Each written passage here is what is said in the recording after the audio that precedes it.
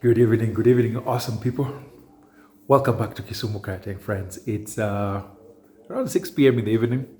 Today I got home a little bit late, but it's okay. Some days we have longer days than others, and we're here to talk as always. Now, recently, one of my fans posted a comment about a young woman who got a green card through hell. Her American husband, according to this post, and I'm going to share the exact post in here, forced her to have, I think, like 14 kids. And apparently, the husband refused to help her get a green card until she had like so many number of kids. And it just reminded me of the hell that permanent residency or green cards can be for immigrants who move out of Africa. And as you all know, I always talk about that journey back to Africa. Before that happens, many of us plan to come back after we become citizens.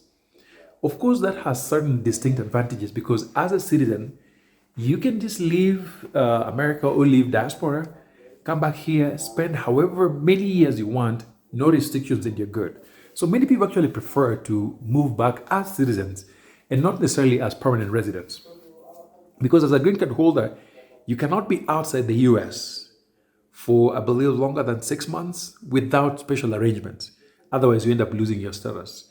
So I'm going to spend the next 10 minutes explaining to you some of the things that happen with green card, how this green card process can be used as a trap to terrorize immigrants who move abroad. Now, I know many countries have their versions of green cards, whatever they call it. It's some sort of a permanent residency status. Even Kenya has it. In fact, I had no idea that there are foreigners who actually use Kenyans to gain citizenship in Kenya. I thought that was a Western thing, but apparently there are lots of foreigners who do that. So I'm going to walk you through some of the painful experiences that I've read about regarding green card process and how that process has been used to exploit immigrants.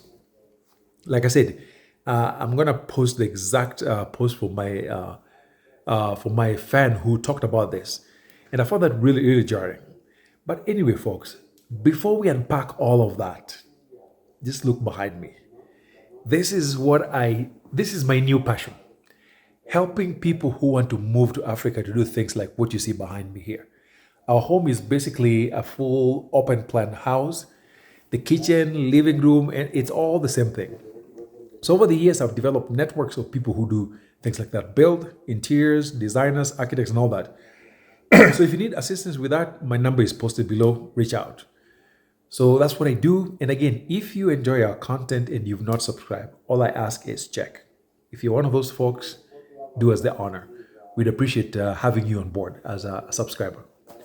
So anyway, that said, folks, the reason I'm talking about this issue of green card and the painful process of getting it is that it really affects our ability to move back.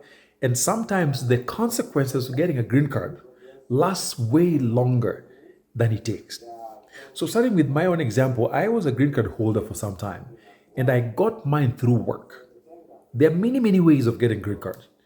Those of us who get green card through works have it easy. And especially those of us who get it through non-profit organizations, because I work for the state of California, which is of course a non-profit organization or a non-profit entity. So we had some special pathways that allow us to get green cards without much of the hassle that some other people get. So getting a green card as a professor is way easier than many of the examples that I've seen. But there's some people who get green card through family, whether it's through marriage, whether it's a family member like a parent or a child filing for you. There are those family-based type of green cards. I'm not an expert in all of this, so I won't talk about the legal elements of it, but I'll share with you some of the things that happen in our community. So the first is there are people who get green card through marriage. So essentially, you get to marry an American citizen. Mostly people fall in love and things happen, or there are people who actually pay for it. And I've talked about this in one of my previous videos. So I want to explore the other way. But there are many people who genuinely fall in love with the Americans. And then the American spouse files for this individual to become a permanent resident. And I think that's one of the quicker ways to become a citizen. You can become a citizen within 3 years through that process.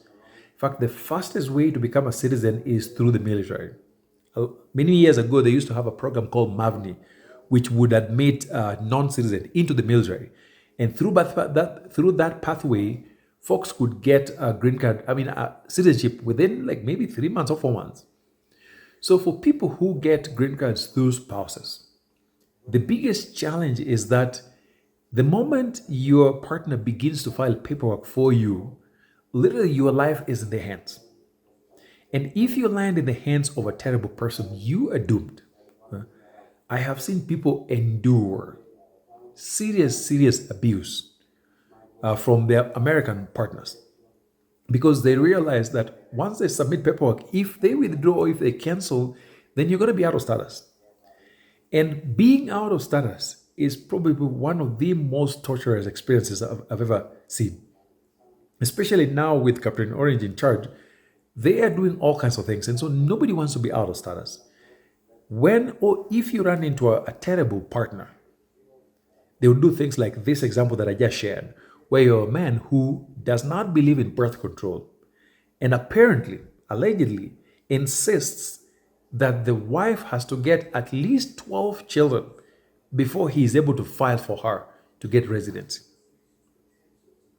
And again, I'm not saying there's anything special about the green card process. It just so happens that every once in a while, we run into humans that are just terrible for whatever reason, whether they have personality issues, whether they are, haunted, whatever it is that is wrong with them.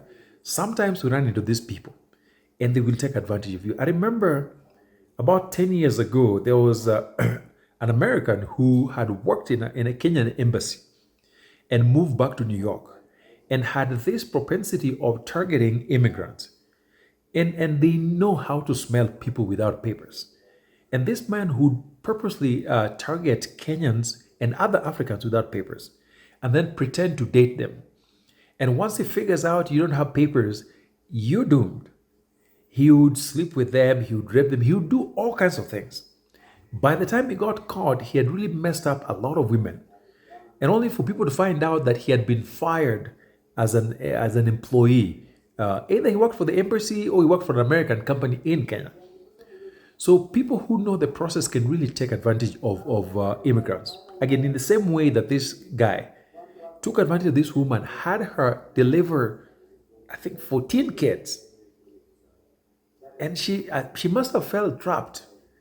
Now, if any of you who have been parents before, you know how much pregnancy can take a toll on a human being's body. I've had 2 kids. My lifetime went through the whole process from pregnancy day 1 up to the last, sitting through the operating room, watching human beings being sliced and all that. I would never want to go through that ever again. I'm done.